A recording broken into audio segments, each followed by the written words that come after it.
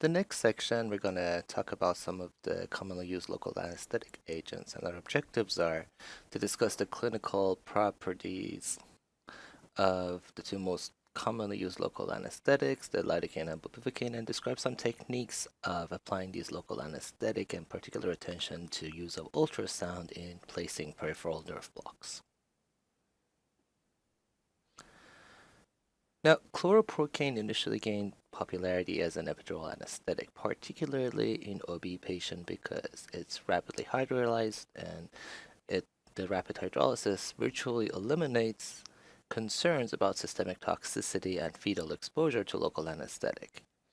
But unfortunately, neurotoxic injury presumed to occur from accidental intrathecal injection of high doses of local anesthetic that were being performed during epidural injection. So it kind of lost its popularity. But some early experimental studies attributed this toxicity to preservatives, specifically sodium bisulfite, and this was commonly used at the time in the commercial formulation. Nevertheless, there is no evidence that the use of the preservative-free chloroprocaine is associated with any bad outcomes. Chloroprocaine produces epidural anesthesia of a relatively short duration, but with very rapid onset. But when you use epidural chloroprocaine, it impairs the anesthetic or analgesic action of epidural bupivacaine and or even opioids used concurrently or afterwards. So when you induce a spinal or induce an epidural anesthesia for a labor epidural, after that there's no point in giving bupivacaine or opioids. Lidocaine, moving to the amide local anesthetic. Lidocaine is the most commonly used local anesthetics, and it's used for local, topical, and regional intravenous application, peripheral nerve block, spinal, and epidural anesthesia. Potential neurotoxicity like Cauda-Equina syndrome can happen when lidocaine is used for spinal, and this is a big concern, especially when we do continuous spinal techniques.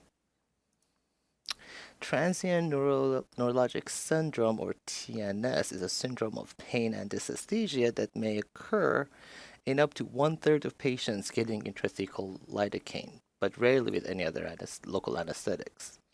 These symptoms were initially called transient radicular irritation, but this term is abandoned nowadays because we don't really know what causes it and how it happens. And although this is a self-limited syndrome, the pain can be very severe and often worse than the surgical pain itself, and every once in a while the patients had to be admitted to the hospital for pain control. Now, moving on to bupivacaine, the long duration of action combined with its high-quality sensory anesthesia relative to motor block has made bupivacaine one of the most commonly used local anesthetics for epidural anesthesia during labor and for post-op pain management. And it's commonly used for peripheral nerve blocks and spinal anesthetics. The most likely mechanism for bupivacaine's cardiotoxicity relates to the nature of its interaction with cardiac sodium channels. When electrophysiologic differences between the anesthetics are compared, lidocaine is found to enter the sodium ion channels quickly and to leave quickly. But recovery from bupivacaine blockade during diastole is relatively prolonged, making it a far more potent with respect to depressing the maximum upstroke velocity of the cardiac action potential in ventricular cardiac muscle. So bupivacaine has been labeled as a fast-in, slow-out local anesthetic, and this characteristic likely creates conditions favorable for unidirectional block and re-entry. Other mechanisms may contribute to bupivacaine's cardiotoxicity, including disruption of AV nodal conduction, depression of myocardial contractility, and direct effects mediated by the central nervous system. And this potential for neurotoxicity places important limitation on the total dose of bupivacaine, and it undergoes the vital role of fractional dosing and methods to detect inadvertent intravenous injection during high volume regional blocks. The identification of lipid emulsion as a therapeutic intervention for bupivacaine toxicity doesn't diminish the critical importance of these preventive measures. And of note, cardiotoxicity of no concern when small doses are administered for spinal anesthesia or local infiltration. But when you do peripheral nerve block or epidural anesthesia, you really have to think about that.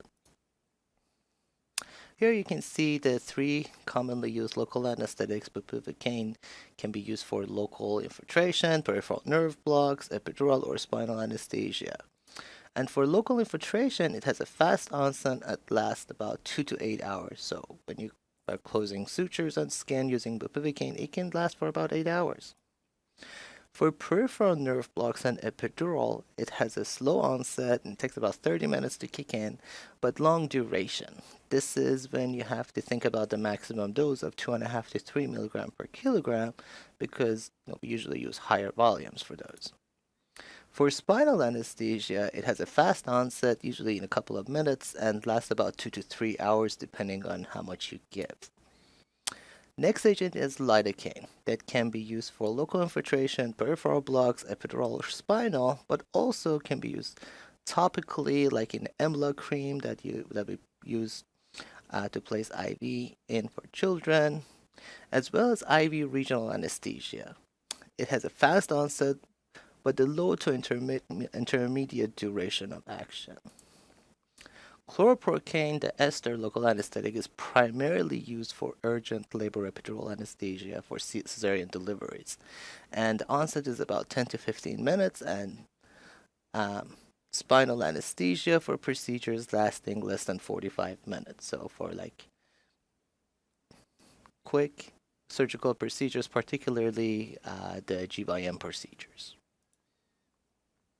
Next, we're going to talk about the common clinical uses of these local anesthetics.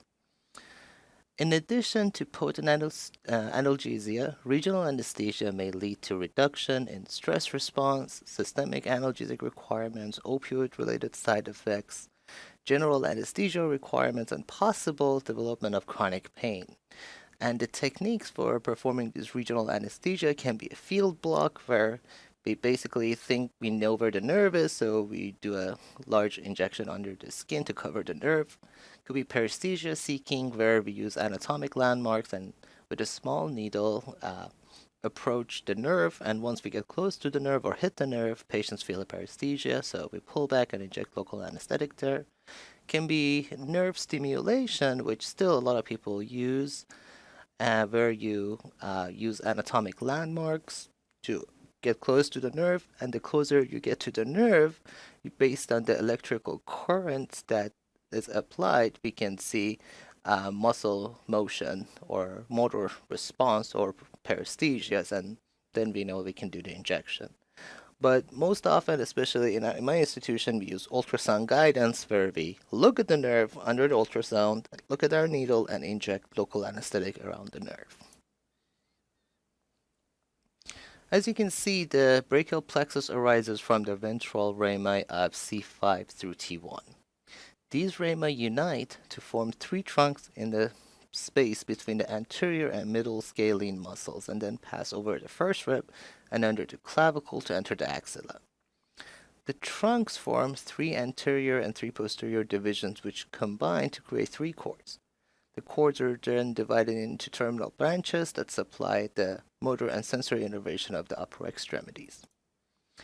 Depending on where you want the patient to be anesthetized, we can inject local anesthetics anywhere along the path of the brachial plexus.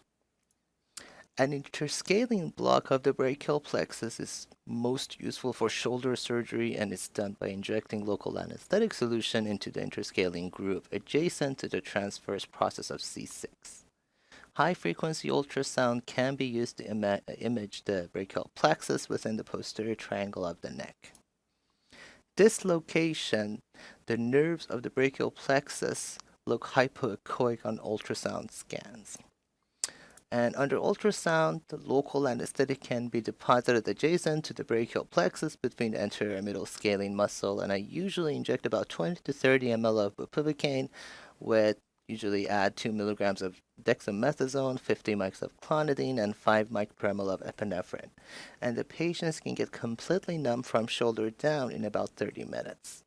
They will have about 14 to 18 hours of post-op analgesia. So a typical patient who had a rotator cuff repair won't need any opioids until the next day and can usually get away with less than 5 opioid pills after surgery.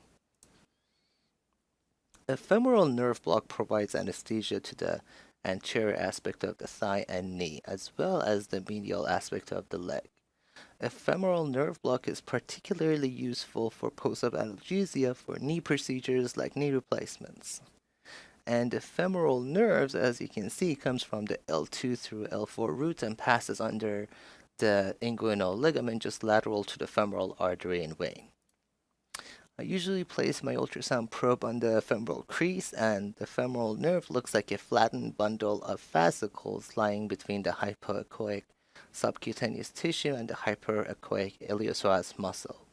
And I usually inject about 30 ml of the same solution as the brachial plexus block and get similar onset and duration of action. Neuraxial anesthesia greatly expands the anesthesiologist's armamentarium, providing alternatives to general anesthesia when appropriate and can be used simultaneously with general anesthesia or afterwards for post-op analgesia. Neuraxial blocks can be performed as a single injection or with a catheter to allow intermittent boluses or continuous infusions. And the neuraxial techniques are very safe, but there is always a risk of complications. An adverse reaction and complications can range from self-limited back soreness for a little bit of bleeding under the skin to debilitating permanent neurologic deficit or even death. As you remember the vertebral anatomy, there is usually no spinal cord between L2, so as long as you do your spinal injection below that level, there is no risk of injection in the spinal cord. As you enter the skin, we will go through multiple layers, but when we pierce through the ligamentum flavum, there is a palpable pop and we know we are in the right place. You can see the path of the needle here. I usually have the patient assume what I call shrimp cocktail position to separate the spinous processes as much as possible to get a direct path for my needle. And generally speaking, though not always the case, the iliac crest level corresponds to the L4 level, which would be a safe level to aim for. In difficult cases like patients with lots of back surgery or morbidly obese patients, I use ultrasound. And it can tell me where midline is, if there's a direct path present, and how deep the intrathecal space is. So in difficult cases, it can definitely make everything go a lot smoother and a lot faster. Here you can see the available concentration of different local anesthetics and the duration of the neuraxial block we can get based on the dosing. Intravenous regional anesthesia, also known as Beer block after Augustus Beer, is a simple method for producing anesthesia of the arm or leg, and this technique involves the IV injection of large volume of dilute local anesthetic solution into an extremity after exclusion of the circulation by a tourniquet. A Beer block is an alternative method for producing extremity anesthesia without blocking the individual peripheral nerves, and it can be used for surgical procedure with a duration of less than 1 hour, and I routinely use it for carpal tunnel surgery. To do the block, I place a small IV in the surgical hand, exsanguinate the arm with an elastic wrap, inflate the tourniquet, and when there is no pulse, inject about 50 ml of 0.5% lidocaine.